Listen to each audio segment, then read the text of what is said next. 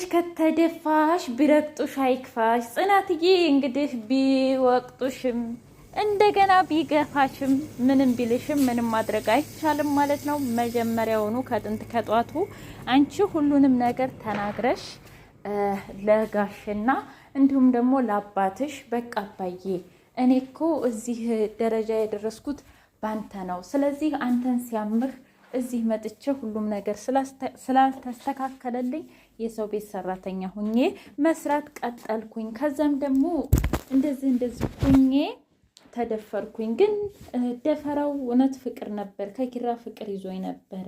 አሁንም እሱን ወደዋለሁ ብትይ ኑሮ እና ለጋሸ ደግሞ አይ ኪራና እኔ እኮ በጣም ነው የምንፋቀረው የምንዋደደው እና ሌላ ሴት አይከብድም ማለት ነበረብሽ። ግን ከዚህ በኋላ ኪራ እንግዲህ በቃ ባይ ባይ ብሏል ማለት ነው።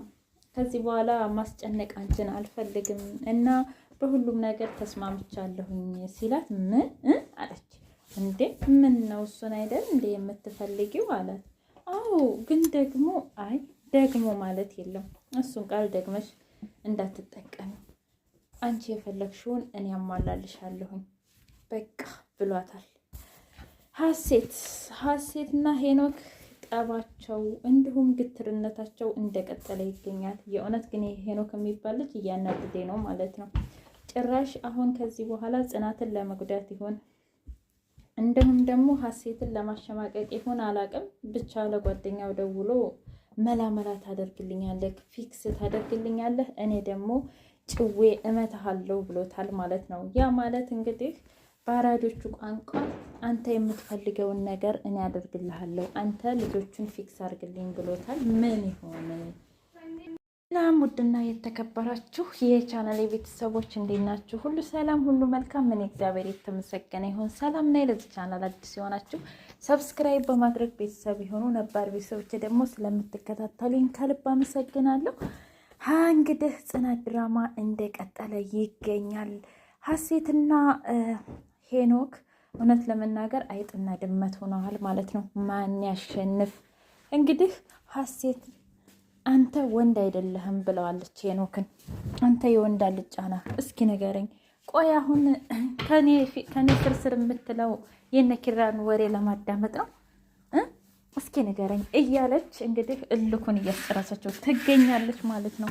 በሌላ በኩል ሰንዬና ምሩዬ ጽናትን እንደምንም ብለን ማሳመን አለብን ቢሉም እንኳ ነገር ግን ልታምን አልቻለችም ማለት ነው። ጽናትዬ ከዚህ በኋላ ለኪራ ሁሉንም ነገር ንገሪውና አብራችሁ ሆኑ። በዚህ ነገር ከቀጠላችሁ አንቺም ሆንሽ እሱም ታብዳላችሁም ብትልም እንኳ አይ በፍጹም አላደርገውም፣ ኪራ እንደምንም ብሎ ከኔ መራቅ አለበት ብላ ውሳኔዋን ድምድም አድርጋለች። ውጭ ማደሯን ሲሰማ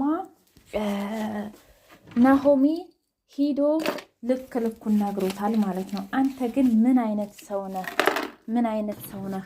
እስኪ ንገረኝ። አንተ ግን እንደው ምን አይነቱ ደደም ሰው ነህ እስከ ማለት ደርሷል። ናሆሚ በኪራ በጣም ተናዶበታል።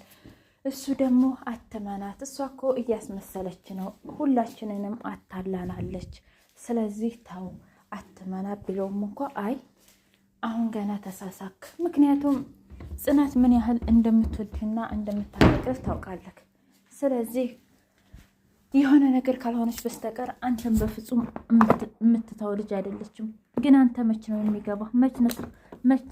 መችስ ነው የምትረዳት? እስኪ ንገረኝ። እንደው መች ነው እሷን የምትረዳ እያለ ነበረ።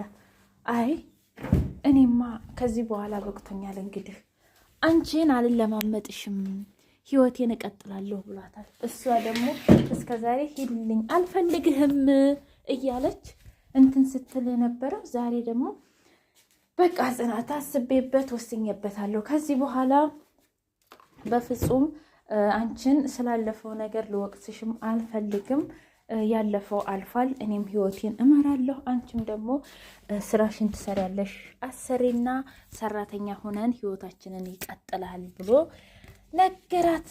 እሷ ደግሞ ውንብድብዷ ወጥቷል ማለት ነው። ምክንያቱም እስከ ዛሬ ያው ምንም እንኳ ወደ ሀሴት ብትገፋውም ነገር ግን እሷን እንደዛ ሲያስኮረምም የት ገባሽ፣ የት ወጣሽ፣ ለምንድን ነው የተውሽኝ እያለ ሲላት የነበረውን በሙሉ ወደው ነበር ማለት ነው ጽናትዬ። አሁን ግን ሙሉ ለሙሉ ከህይወቷ ሊወጣ ስለሆነ በጣም ጭንቅ ጥብብ ብሏታል ማለት ነው። ኮሜንታተሮችዬ ምን ታስባላችሁ? አሁን እውነት ጽናት ይሄ ነገር ልክ ነው ትላላችሁ? እኔ ልክ አይመስለኝም። ምክንያቱም ምንም ብላ ፍቅሯን በገዛጇ ከምታጣው ይልቁንስ ለሁሉም መናገር ነበረባት ማለት ነው። የምሬን ነው።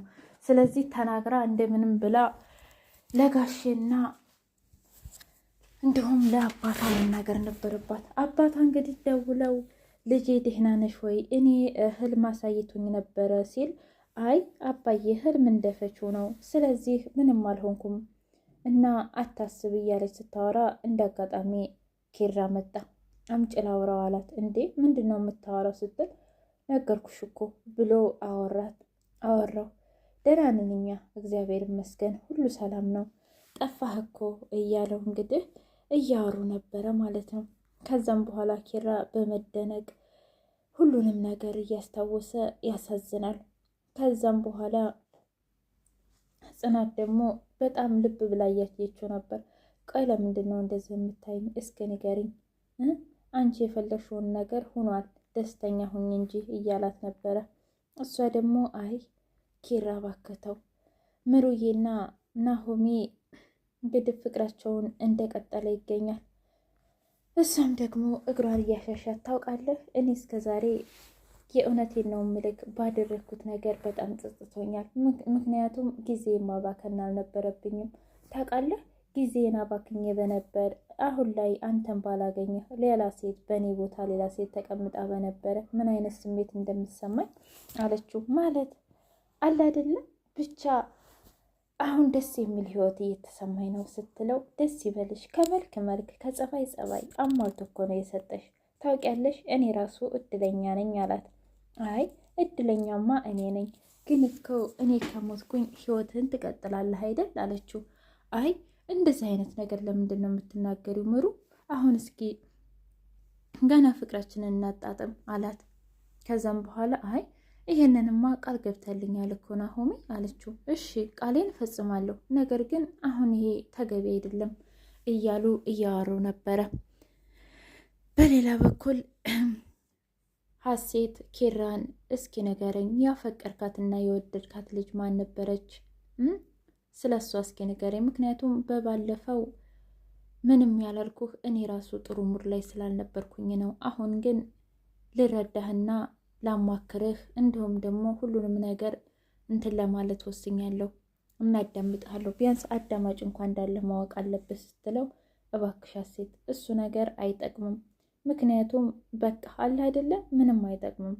ስለዚህ ተዩ፣ እኔ እሱን ነገር ለመርሳት እየሞከርኩ ነው አላት። እንዴ ምን ማለት ነው?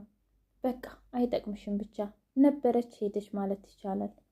ፍቅርን እንደዚህ በቀላሉ ሆነ። አንዳንዴ ከማይሆንና ከማይገባን ሰው በላይ የሰው ልጅ ትወጃለሽ፣ ታፈቅሪያለሽ፣ ከዛም በኋላ ትጎጅበታለሽ እያለ ሲያወራት ነበር። አይ ደግሞም ግን ትማርበታለህ እያለች እልቅስ አንቺ ምን ሆነሽ ነው እያለ ሲያወራ አይ ምንም። ከዛም በኋላ መጣ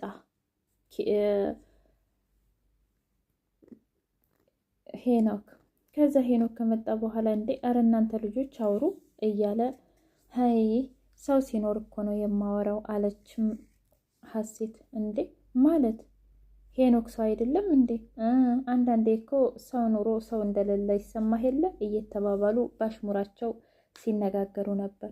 እናንተ ልጆች አሁንስ የድሮ ምሩና ናሆም የመሰላችሁኝ? ጉድ እኮ ነው እያለ ተገረመ። ወደ ስልኩ ሄደ። ከዛ ሄኖክና ሀሴት ቆይ ግን አንተ እኮ ወንድ አይደለህም የወንድ አልጫ ነህ፣ እኔ ደግሞ ሀሴት አይደለሁም ሁሉንም ነገር ባላስወጣለህ እያለች እልክ ውስጥ ገብታለች። ሄኖክም ደግሞ ጋርዱ ደውሎ ፊክስ እንድታደርግልኝ የምፈልገው ሰው አለ እያለ እንግዲህ ጽናትን ይሁን ፊክስ የሚያደርገው ወይስ ደግሞ ሀሴትን ይሁን ኮሜንት ላይ ያስቀምጡልኝ። እኔ ግን እንደሚመስለኝ ሀሴት ጋር ያልጨረሰው ነገር አለ፣ ፍቅርን ቢጤ መሰለኝ። ምክንያቱም በኪራ እየቀና ነበር። ቆይ ለምንድን ነው ሁሉም ሴቶች ለኪራ የሚስቁት ጽናት ሳትቀር እንዲሁም ደግሞ ይችን ከሁድ ጋጥ ሳትቀር ሀሴት በሱ ፍቅር አብደዋል። ቆይ እኔ ሄኖክ አይደለሁም እያለ እንግዲህ ከመልኩ አፉ በጣም በዛ ማለት ነው። እውነት መልከኛም ቢሆን ግን ይደብራል።